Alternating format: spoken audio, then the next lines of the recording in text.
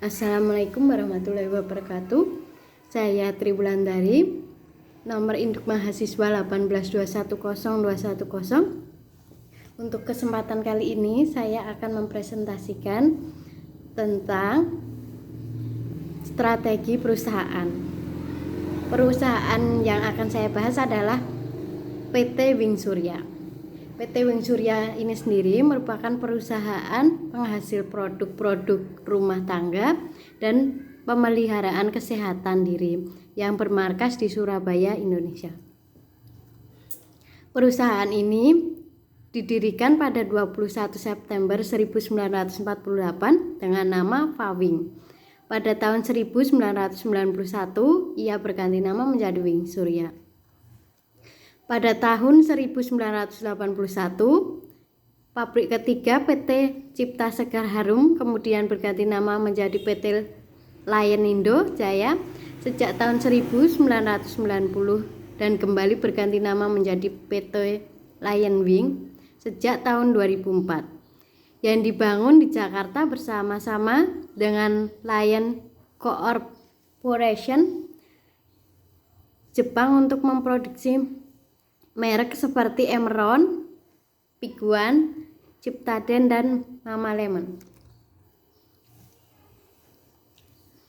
Untuk analisis SWOT dari PT Wings, untuk strength, kekuatan dari PT Wing Group,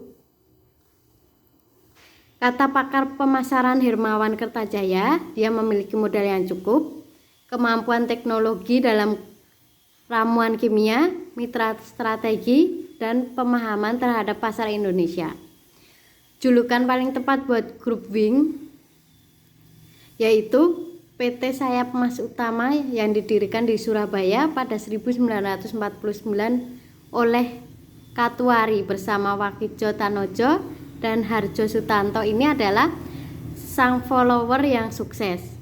Hampir seluruh produk Wings memang mengikor leader, terutama harga yang murah. Untuk weakness atau kelemahan sendiri sering dicap sebagai perusahaan me too. Sebagian besar produknya adalah untuk menantang market leader. Misalnya mie sedap melawan Indomie, deterjen Soklin melawan Rinso, dan sebagainya. Sehingga PT Wings Group dapat dikatakan minim inovatif dalam meluncurkan produk baru. Opportunity. Kelebihan PT Wings dapat menghasilkan produk-produk yang menjadi kebutuhan pokok bagi konsumen pada umumnya, sehingga memiliki kualitas yang tinggi dengan harga yang terjangkau oleh masyarakat dari berbagai kalangan. Dengan begitu, PT Wings dapat meraih pangsa pasar yang cukup besar. Untuk trade-nya sendiri, PT Wings ini juga memiliki beberapa perusahaan pesaing yang memiliki produk jenis seperti PT KAO dan PT Unilever. Meskipun sebagian besar produknya seperti meniru produk para market leader, hal tersebut merupakan bagian dari strategi PT Wing Group untuk menghadapi para kompetitornya. Untuk strategi korporat, PT Wing mengembangkan sayap usahanya secara vertikal dan horizontal, bahkan ke sektor lain seperti bahan bangunan. Sejak tahun 1948, Wing telah memproduksi meski sangat sederhana dengan menggunakan minyak kelapa untuk memproduksi sabun cuci dan menjual dari pintu ke pintu.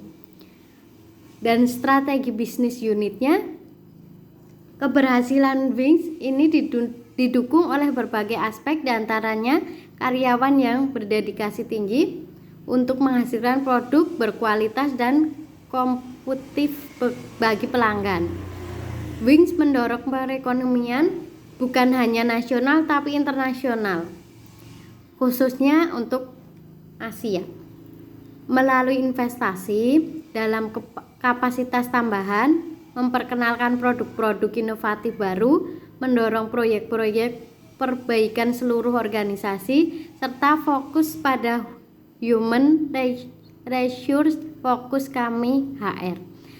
sehingga pada akhirnya Wings dapat menjamin kesuksesan di milenium baru.